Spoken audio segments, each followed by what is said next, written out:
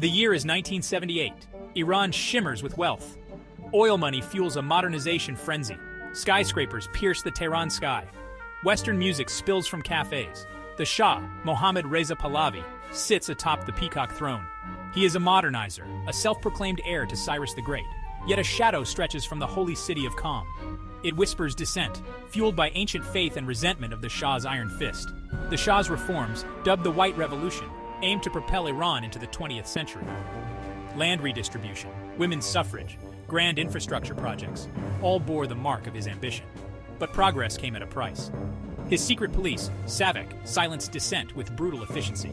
Traditionalists bristled at the westernization of their society.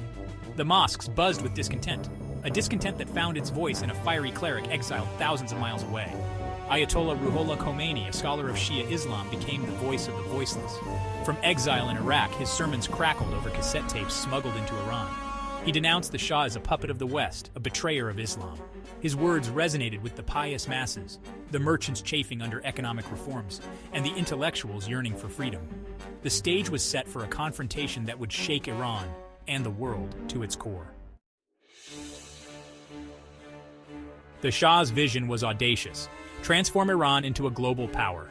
His White Revolution aimed to modernize Iran's economy, society, and military. Land reforms, while well-intentioned, often benefited wealthy landowners, fueling resentment among the rural poor. Women were granted the right to vote, a move that angered traditionalists who saw it as an affront to their values. The economy boomed, fueled by oil revenue. Tehran transformed into a modern metropolis, a jarring contrast to the poverty that persisted in rural areas. Universities overflowed with students, many of whom embraced Western ideas and questioned the Shah's authoritarian rule. The Shah's reforms had unleashed forces beyond his control. His secret police, Savak, grew increasingly repressive. Torture and disappearances became commonplace. Newspapers were censored, and political opposition was ruthlessly crushed. The Shah's quest for stability had created a climate of fear, pushing many to sympathize with the growing opposition. The more the Shah sought to secure his power, the more he alienated the very people he sought to modernize. His dependence on Western support, particularly from the United States, fueled accusations of him being a puppet of foreign powers. The seeds of revolution, sown in the fertile ground of discontent, were beginning to sprout. In the holy city of Qom, a center of Shia learning, Ayatollah Ruhollah Khomeini emerged as a staunch critic of the Shah's regime. A scholar of Islamic law and philosophy, Khomeini possessed a sharp intellect and a commanding presence. He denounced the Shah's westernization policies as a corruption of Iranian culture and a betrayal of Islamic values. Khomeini's sermons, delivered with fiery conviction, resonated deeply with the Iranian people. He accused the Shah of being a puppet of the West, more concerned with pleasing foreign powers than serving the needs of his own people. He called for a return to Islamic principles and an end to the Shah's autocratic rule. His message of resistance spread like wildfire. Cassette tapes of his sermons were smuggled throughout Iran, finding eager listeners in mosques, bazaars, and homes. Khomeini's words provided a rallying cry for those who felt marginalized and oppressed by the Shah's regime. The Shah, initially dismissive of Khomeini's influence, made a fateful error. In 1964, he arrested Khomeini, sparking widespread protests. The Shah was forced to back down, releasing Khomeini into exile. This act of defiance only strengthened Khomeini's image as a fearless opponent of the regime, a man willing to stand up to the Shah's power.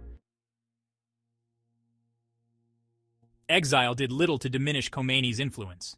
Forced to leave Iran, he settled in Najaf, Iraq, a center of Shia scholarship. From there, his message continued to reach his followers in Iran, carried on cassette tapes and through the words of his disciples. Khomeini's sermons became increasingly pointed, calling for the overthrow of the Shah and the establishment of an Islamic state. He articulated a vision of Iran guided by Islamic principles, where the clergy would play a central role in political and social life. He denounced the Shah's close ties with the West, particularly the United States, as a form of imperialism. Khomeini's message resonated with a population disillusioned by the Shah's authoritarian rule and yearning for a return to traditional values. Khomeini's message found fertile ground in Iran's mosques, where his words were amplified by a network of sympathetic clerics. The mosque became a center of resistance, a place where people could gather, share their grievances, and draw inspiration from Khomeini's words. The Shah's attempts to silence Khomeini only served to amplify his message, turning him into a martyr in the eyes of his followers. His exile transformed him into a symbol of resistance, a figure whose moral authority transcended geographical boundaries. His words, imbued with religious fervor and revolutionary zeal, ignited a firestorm of opposition that the Shah's repressive apparatus could not contain. The ground was prepared for a revolution, and Khomeini, though absent in body, was very much present in spirit.